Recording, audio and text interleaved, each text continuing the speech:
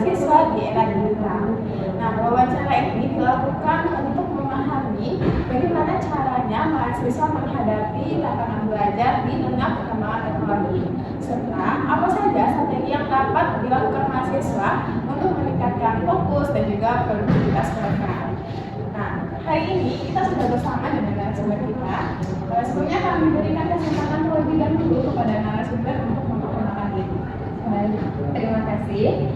Perkenalkan, saya Jauhar Makna dengan NIM 24016125 dari Prodi Pendidikan Bahasa dan Sastra Indonesia, mahasiswa semester 3. Nah, di sini saya akan berbagi tips dan strategi dalam kegiatan pembelajaran di era globalisasi saat ini sesuai dengan pengalaman saya.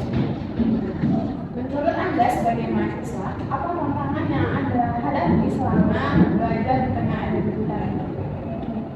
Banyak sekali tantangan yang mungkin dapat kita hadapi di era globalisasi saat ini, terutama kita sebagai mahasiswa. Salah satunya menurut saya itu mudahnya datang distraksi sosial, yaitu mulai dari platform seperti Instagram, TikTok, YouTube, dan lain sebagainya.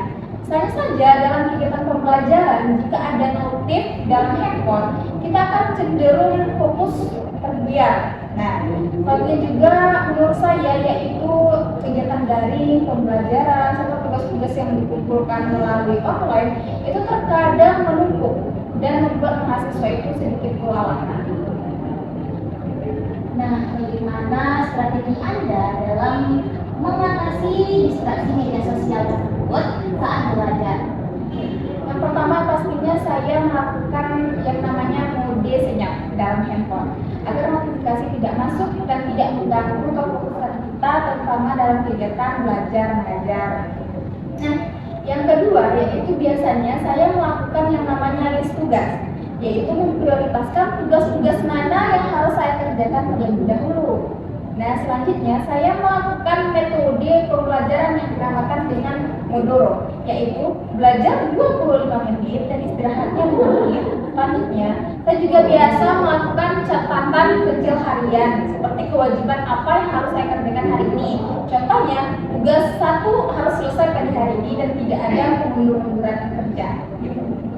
Menurut Anda, platform digital apa yang paling membantu dalam proses pendidikan? Oke, mungkin kalau untuk platform semua mahasiswa sudah tahu dan sudah sangat bersahabat dengan platform ini. Salah satunya yaitu Google Scholar tentunya dan Google Book, di mana kita dapat menemukan referensi sumber-sumber yang sangat jelas dan diakui keabsahannya. Selanjutnya salah satu yang paling mendukung menurut saya itu platform YouTube.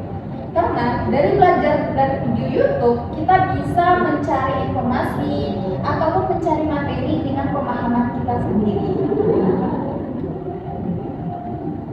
Kalau selain aplikasi, apakah Anda juga memiliki kebiasaan-kebiasaan mungkin untuk meningkatkan keefektivitasan dalam belajar? Oke, kalau kebiasaan mungkin saya akan mencari tempat di mana saya lebih nyaman, di mana tempatnya lebih sunyi seperti perpustakaan. Terus selanjutnya biasanya saya selalu mereplay kembali pembelajaran dari kelas dan kembali belajar mungkin siang hari ataupun malam hari setelah kegiatan pembelajaran berlangsung. Selanjutnya saya akan belajar dari media sosial, bisa menggunakan YouTube, TikTok ataupun apa seperti platform Instagram. Nah, itu nanti saya cocokkan dengan catatan yang telah ditulis di kelas. Dari aspek kesehatan, karena banyaknya pembelajaran ini, apakah Anda memiliki gangguan pada fisik maupun mental? Oke, kalau secara mental mungkin tidak ada ya, tapi secara fisik ada, yaitu mata. Karena terlalu lama mata terpapar radiasi dari handphone ataupun laptop itu menimbulkan rasa sakit, kadang panas, kadang juga sakit, gitu. Terus kadang pusing juga. Apa harapan Anda terhadap dosen dan kampus ini dalam mendukung pembelajaran digital? Oke, saya berharap Bapak dan Ibu dosen dapat memberikan pembelajaran yang lebih interaktif untuk kita. Contohnya dalam kegiatan pembelajaran daring bisa dengan mengirim video pembelajaran, tidak hanya dalam file-file yang kita baca. Lalu terakhir pesan apa yang dalam Anda sampaikan kepada mahasiswa agar tidak terdistract dan tetap produktif? Oke. Gunakan aktivitas dan gunakan teknologi sebijak mungkin. Karena kita sebagai generasi muda, kita sangat membutuhkan teknologi ini. Kita harus bisa hidup berdampingan dengan teknologi. Jangan pernah menunda-nunda tugas, jangan pernah menunda-nunda pekerjaan. Nah, karena jika kita sudah bisa menguasai teknologi dengan baik, ini akan sangat bermanfaat di kehidupan kita di masa depan. Baik, mungkin dapat sedikit saya simpulkan, sebagai mahasiswa di era digital ini tentunya kita memiliki tantangan besar, seperti distraksi dalam pembelajaran.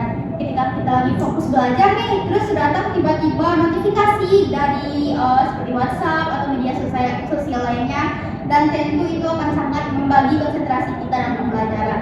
Seperti yang disampaikan oleh narasumber kita tadi, kita bisa menggunakan mode senyap dalam handphone kita agar notifikasi-notifikasi itu tidak terlalu mengganggu pembelajaran kita.